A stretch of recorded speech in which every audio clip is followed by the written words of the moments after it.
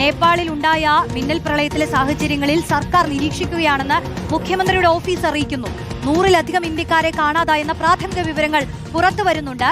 മുഖ്യമന്ത്രിയുടെ നിർദ്ദേശപ്രകാരം chief secretary വിദേശകാര്യ മന്ത്രാലയവുമായി ആശയവിനിമയം നടത്തുന്നുണ്ടെന്നും മുഖ്യമന്ത്രിയുടെ ഓഫീസ് അറിയിച്ചു.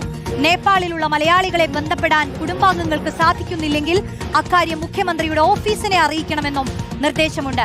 സുനിഷ അയ്യല്ലൂർ ചേരുന്നു. സുനിഷ, ഈ ഘട്ടത്തിൽ മുഖ്യമന്ത്രിയുടെ ഓഫീസ് അറിയിക്കുന്നത് എന്തൊക്കെയാണ്? ഈ മലയാളി കുടുംബങ്ങൾ അവരുമായി ബന്ധപ്പെടാൻ കഴിഞ്ഞിട്ടുണ്ടോ? പക്ഷേ കുടുങ്ങിക്കിടക്കുന്ന മലയാളികളുമായി ഈ ബന്ധുക്കൾക്ക് ഇതുവരെ ബന്ധപ്പെടാൻ കഴിഞ്ഞിട്ടില്ല, അല്ലേ? ഇല്ല റോഷ്നി, അത്തരത്തിലൊരു പ്രതിസന്ധി കൂടി ഒരു വശത്തുണ്ട്. ഈ സ്വാഭാവികമായും നേപ്പാളിലെ ഈ മിന്നൽ പ്രളയവുമായി ബന്ധപ്പെട്ടുകൊണ്ട് 100-ലധികം ഇന്ത്യക്കാർ കുടുങ്ങിക്കിടക്കുന്നു എന്നുള്ളതാണ് ആശങ്കാജനകമായിട്ടുള്ള കാര്യം. ഒപ്പം തന്നെ മലയാളികൾ കൂടി ഇതിൽ പെട്ടിട്ടുണ്ട് എന്നുള്ളതാണ്. നേരത്തെ പറഞ്ഞതുപോലെ എറണാകുളത്ത് നിന്നും പോയ 36 അംഗ സംഘം അടങ്ങുന്ന ഒരു മലയാളി യാത്രക്കാരെല്ലാം തന്നെ അവിടെ ഉണ്ടായിരുന്നു എന്നുള്ളൊരു കാര്യം കൂടിയുണ്ട്. അവർ ഇപ്പോൾ സുരക്ഷിതരാണ്. പക്ഷേ ഈ പറഞ്ഞതുപോലെ കാര്യങ്ങളെല്ലാം കൃത്യമായി വിശകലനം ചെയ്യേണ്ടതുണ്ട്. അത്തരത്തിലുള്ള പരിശോധനകളെല്ലാം തന്നെ ഈ സർക്കാരിന്റെ ഭാഗത്തു നിന്ന് നടക്കുന്നുണ്ട് എന്നുള്ളതാണ് ഏറ്റവും പ്രധാനപ്പെട്ട കാര്യം. ഒപ്പം തന്നെ ചീഫ് സെക്രട്ടറിയെ നിയോഗിച്ചിട്ടുണ്ട്. വിദേശകാര്യ മന്ത്രാലയവുമായി നിരന്തരം തന്നെ ആശയവിനിമയം നടത്തിക്കൊണ്ട് നിലവിലെ സാഹചര്യങ്ങൾ എന്തൊക്കെ വേണം, എന്താണ് അവിടുത്തെ സാഹചര്യങ്ങൾ എന്നതെല്ലാം പരിശോധിക്കേണ്ടതുണ്ട്, നിരീക്ഷിക്കേണ്ടതുണ്ട് എന്നൊരു വിവരം കൂടി ഏതായാലും മുഖ്യമന്ത്രി നിർദ്ദേശമായി തന്നെ നൽകിയിട്ടുണ്ട്.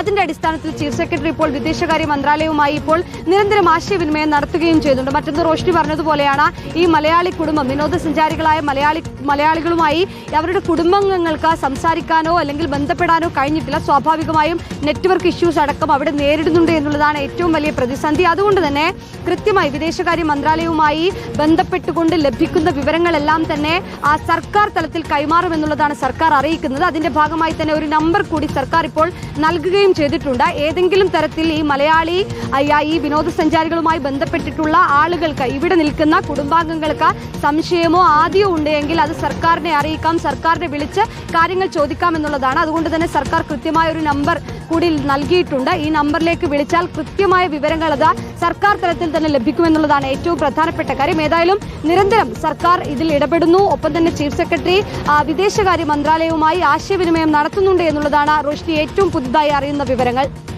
ശരി, സുനിഷ അയ്യല്ലൂരാണ് വിവരങ്ങൾ നൽകിയത്. മുഖ്യമന്ത്രിയുടെ ഓഫീസ് ഇടപെട്ടുകൊണ്ട് ഏകോപന പ്രവർത്തനങ്ങൾ നടത്താനുള്ള ശ്രമത്തിലാണ്. ഈ കുടുങ്ങിക്കിടക്കുന്ന മലയാളികളുമായി ബന്ധുക്കൾക്ക് ഉടൻ ഒരു കോൺടാക്റ്റിൽ ഏർപ്പെടാൻ കഴിയുമെന്നുള്ളതാണ് നമ്മുടെയൊക്കെ പ്രതീക്ഷ.